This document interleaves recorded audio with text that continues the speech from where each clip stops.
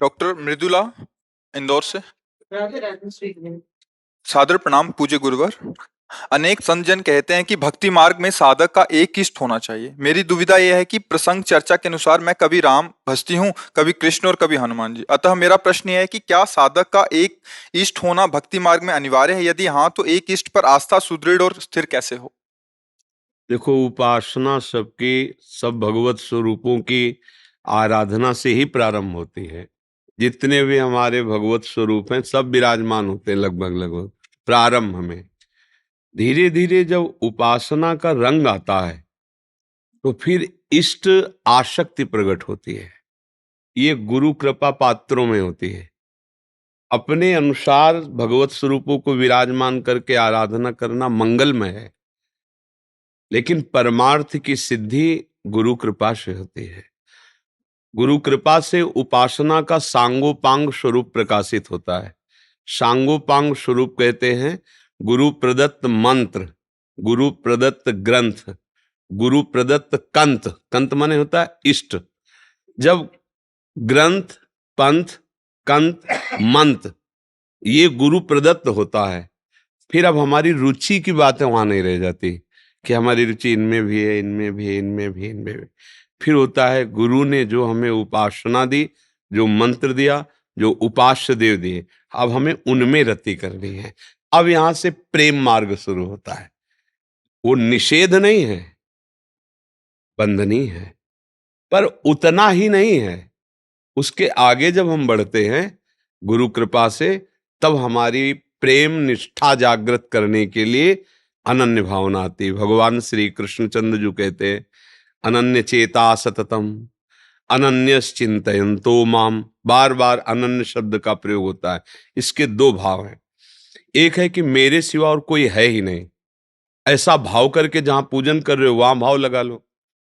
दूसरी बात यह है कि जितने भी तुम रूप देख रहे हो, जितने भी रूप, सब एक ही परब्रह्म परमात्मा तत्व के हैं। और उनको हमारे गुरुजी ने कहा है कृष्ण नाम है, उनको गुरुजी ने कहा है राम नाम है।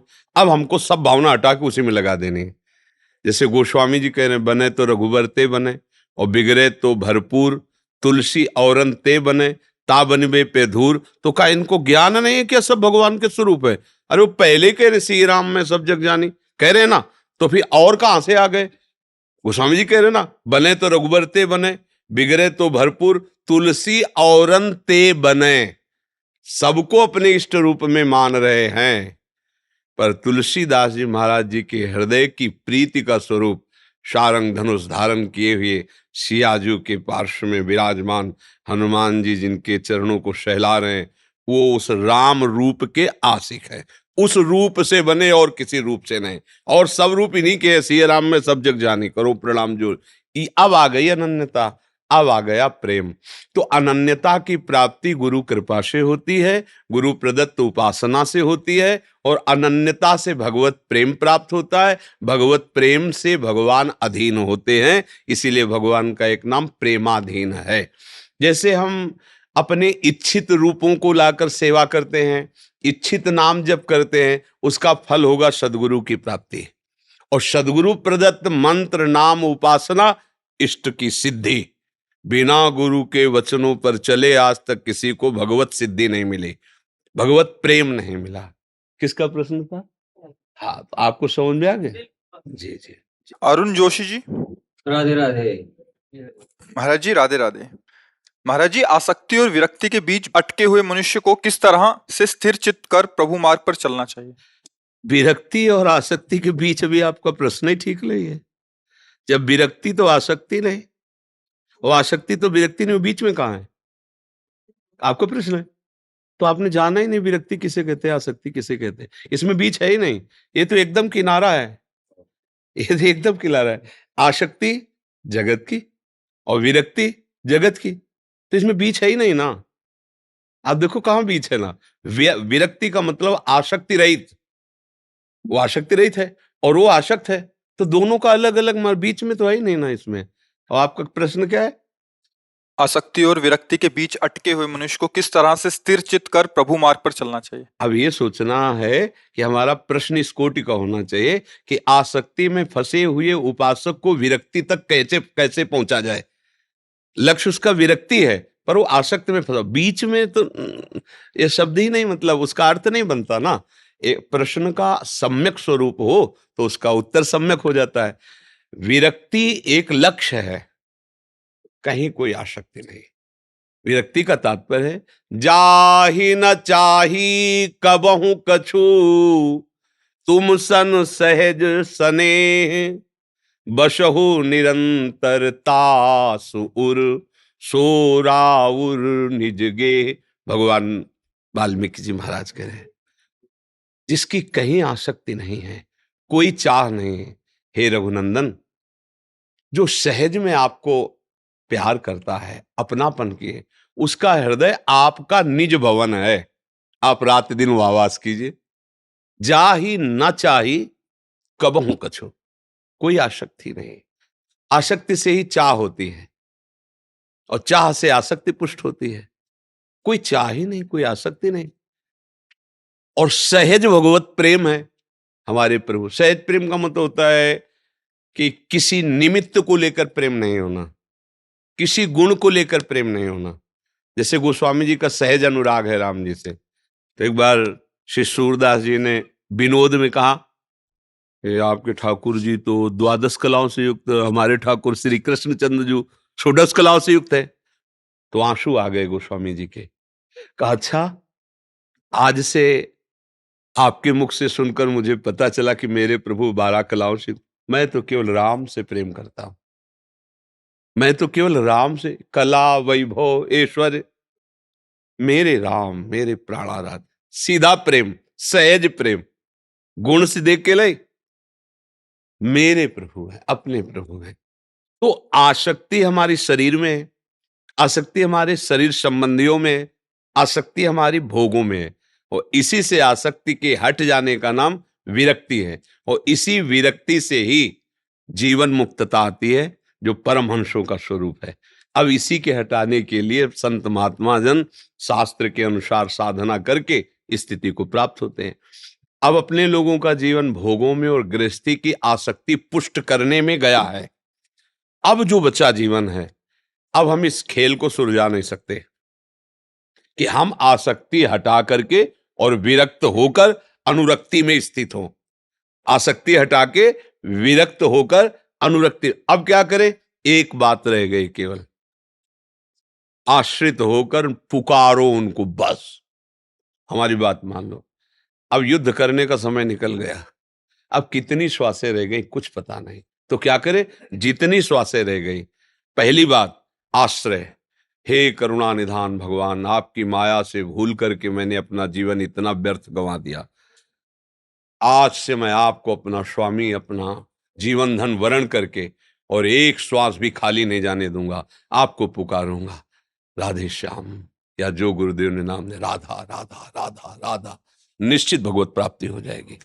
अब अपने पास समय लड़ाई लड़ने का नहीं रह गया कि आसक्ति का त्याग कर वैराग्य युक्त होकर अनुराग के ये कौमार अवस्था से महापुरुषों के संग में जो हैं वो इस लड़ाई पर विजय प्राप्त करते हैं। अपने लोगों के लिए बड़ी सुविधा है। जैसे मुगल सराय से ट्रेन आ रही है, कितने स्टेशन पार करते आई, मथुरा में खड़ी हुई। अब हमें मुगल सराय से नहीं चढ़ना है, यही मथुरा से चढ़ लिया और जहां जा रही वहां में पहुंचा देगी। इंजन आ रहा मुगल सराय से, डिब्बे में जिसमें बैठना उसमें पावर है नहीं। इंजन के ऊपर 2 ही 4 लोग बैठते हैं, डिब्बे में सैकड़ों लोग बैठते हैं। डिब्बे से ज्यादा यात्रियों को ढोता डिब्बा है और पावर बिल्कुल नहीं है। इंजन के सहारे चलता है। बस बात इसको समझो। गुरुजन महापुरुष जो यात्रा तय करके आ रहे हैं, वो हम यात्रा तय नहीं कर सकते। अब हमें मथुरा स्टेशन में मिल गए, अब हम वहीं बैठ जाते हैं। गुरुजन जो संत महापुरुष है, ये डिब्बा है, और भगवान आचार्य ये इंजन है। डिब्बे में बहुत लोग होते हैं, पर वो उसका कनेक्शन होता है इंजन से, इसलिए लक्ष्य तक पहुंचा देता है। हमको अब साधना पक्ष में नहीं जाना, अब साध्य पक्ष में रहना है। बिगड़ी जन्म अनेक की, अब वहीं सुधरे आज। होई राम को, पहले भगवद आश्रय, फिर नाम जप, राधा राधा राधा। आखिरी श्वास जो होगी वो भगवत प्राप्ति ही होगी। अब इसके त्याग, वैराग्य, अनुराग, इसके लिए समय नहीं रह गया है। शरीर साथ नहीं देगा। अब जैसे जो त्याग वैराग्य की परिभाषा के अनुसार चला जाए, देखो कलयुगी शरीर है, 20-20, 25-25 वर्ष के जवानों के ब्लड प्रेशर हाई लो हो रहे हैं, शुगर है, क्या क्या पर ये वैराग्य धारण करेंगे।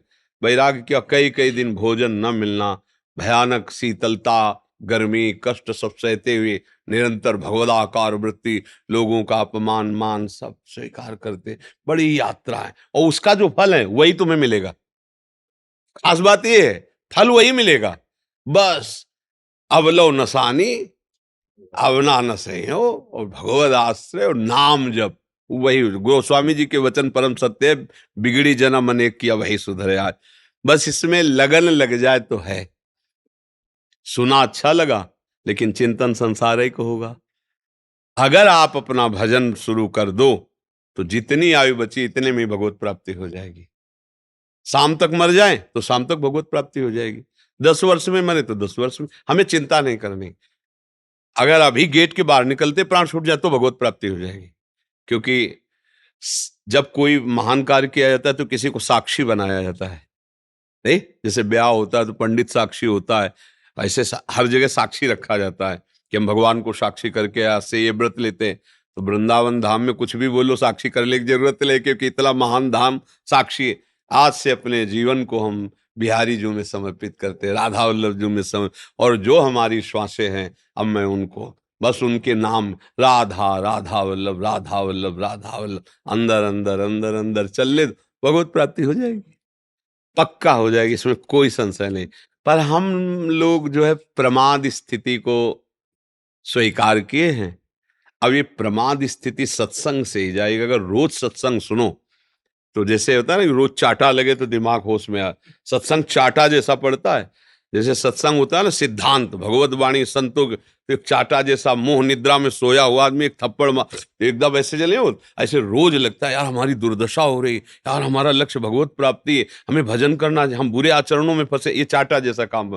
तो सत्संगी जो है रोज पवित्र होकर उत्साहित होकर भगवत मार्ग में, इसीलिए बड़े भाग पाई सत्संगा बिना ही प्रयास हो भव भंगा। यदि संतों का संग मिल जाए, हम उनकी बात मान जाए तो बिना प्रयास के भगवत प्राप्ति हो जाए। श्याम सुखदायनी शरण। जी श्री हरिवंश महाराज जी, आपके चरणों में कोटि कोटि प्रणाम। भगवान, आपने 25 मार्च के सत्संग में मदाश्रय के बारे में बताया और श्री गोरे चरणों का आश्रय लेने को कहा। यदि श्री सद्गुरुदेव भगवान इष्ट हों तो आश्रय भी उनके ही श्री चरणों का होगा। ऐसे में क्या उनके श्री चरणों का आश्रय श्री जी के गोरे चरणों का आश्रय मान सकते हैं? देखो, सद्गुरुदेव श्री जी हैं, बात समझो।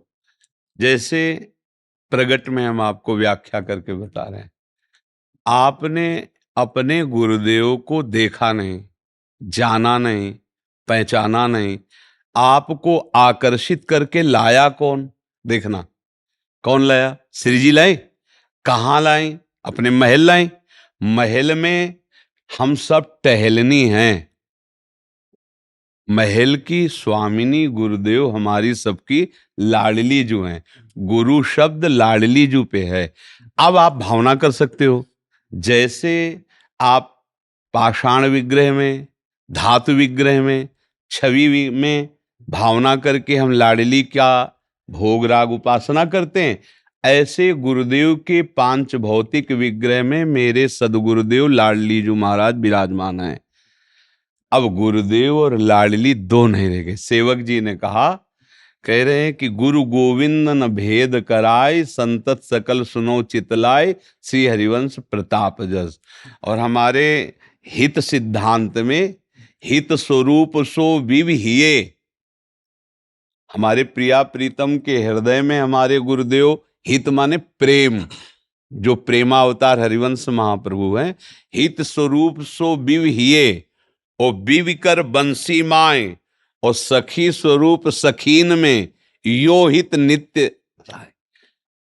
जो प्रियाजू के हृदय में लालजू की आसक्ति के रूप में, लालजू के हृदय में प्रियाजू की आसक्ति के रूप में, प्रिया लाल के आसक्ति को वर्धन करने वाली हित सजनी के रूप में, लालजू के कर कमल में बंसी के रूप में, इस भूतल में हरिवंश महाप्रभु के रूप में, और अपने करुणा अवतार गुरुदेव के रूप में। वो एक ही परम तत्व है, दूसरा नहीं है। अगर हम अपने गुरुदेव को मनुष्य मानेंगे तो उपासना खंडित हो जाएगी। गुरुदेव को हम श्री जी माने, श्री जी को ही अपना गुरुदेव माने। समझ गए? गुरुदेव और श्री जी और गुरुदेव जब तक दो रहेंगे तब तक वो दो ही कहे ना, अनन्यता। सेवक जी महाराज कह रहे हैं नहीं, अगर दो भाव हैं तो बात नहीं है। वैसे भी सिद्धांत में कहा गया भक्ति भक्त भगवंत गुरु चतुर नाम, पर बपु एक, एक ही है। ऐसे ही आराध्य देव, इष्ट देव और गुरुदेव, फिर जब भाव आगे बढ़ाए तो चराचर, चराचर सर्वान वस्तुतया निरीक्ष परम स्वाराध्य बुद्धिर्मम ये क्रूरापि पापिनो न च सताम संभाष्य दृश्याश्चये। जो क्रूर हैं, दुष्ट हैं, पापी हैं, नीच, वो भी मेरे प्राणाराध्य राधा वल्लभ लाल ही। अल्यो अब सिद्ध हो गया, बात उसकी सिद्ध हो गई। चराचर जगत गुरुदेव, चाहे गुरुदेव का हो चाहे इष्ट देव। देखो गुरुदेव अखंड मंडलाकारम व्याप्तमेन चराचरम और इष्ट देव सर्वान वस्तुतया निरीक्ष, तो तत्व तो एक ही हुआ ला, तत्व दो थोड़ी हो गए। तो हम अपने गुरुदेव में अपने आराध्य देव की भावना करके हम अपनी वस्तु को प्राप्त कर सकते हैं। अगर गुरुदेव को आराध्य देव नहीं माना तो कुछ दिन बाद कहोगे हमारे गुरुदेव मर गए, आएगा ना, क्योंकि शरीर गुरुदेव हो नहीं सकता। और शरीर के बिना हमें दुलार समझ में नहीं आता, क्योंकि हम पांच भौतिक देहधारी हैं। हमारी कान में शब्द शरीरधारी गुरुदेव के पड़ेंगे, शरीरधारी गुरुदेव हमें डांटेंगे, शरीरधारी गुरुदेव माँ की तरह दुलार करेंगे, तब हमारा पोषण होता है। इसीलिए वही हित तत्व गुरु वपु धारण करके अपने लोगों को दुलार करके स्वरूप में स्थित कर देता है। हितजू महाराज श्री जी यही हमारे गुरुदेव हैं, उन्हीं की कृपा से हमारी बात बनती है। तो भावना हमें अपने गुरुदेव में इष्ट देव की ही करनी है। गुरु ही इष्ट है, इष्ट ही गुरु है, गुरु गोविंद न भेद कराए। और ये जिसकी बात बन गई वो सब कुछ प्राप्त कर लिया। और ये जब तक बात नहीं बनती तब तक ये लगता है गुरुदेव एक संत हैं, थोड़ा भजनानंदी है, ऐसा है, तो फिर वो उनकी बात का रंग नहीं आएगा। जैसे हमारे यहाँ विट्ठल दास जी महाराज हुए हैं, बहुत रसिक अनन्य। महाप्रभु ने उनको आदेश किया, राज की सेवा के लिए उनको बुलाया गया था। महाप्रभु ने कहा ठीक है आप सेवा में जाइए। तो उन्होंने कहा हम आपकी जूठन के बिना और आपके दर्शन के बिना प्राण त्याग देंगे, जी नहीं सकते। अब ये आप सोचो कि आज्ञा पालन कैसे हम कर पाए और हमारी इच्छा की पूर्ति कैसे हो। उसी समय महाप्रभु की छवि बनाई गई, उसी समय पहली रचना हुई और रोज महाप्रभु का जूठन विट्ठल दास जी के लिए ऐसे घोड़ों से व्यवस्था की गई थी। राधा वल्लभ लाल जी के जूठन के लिए नहीं कहा, हितजू के जूठन के लिए कहा।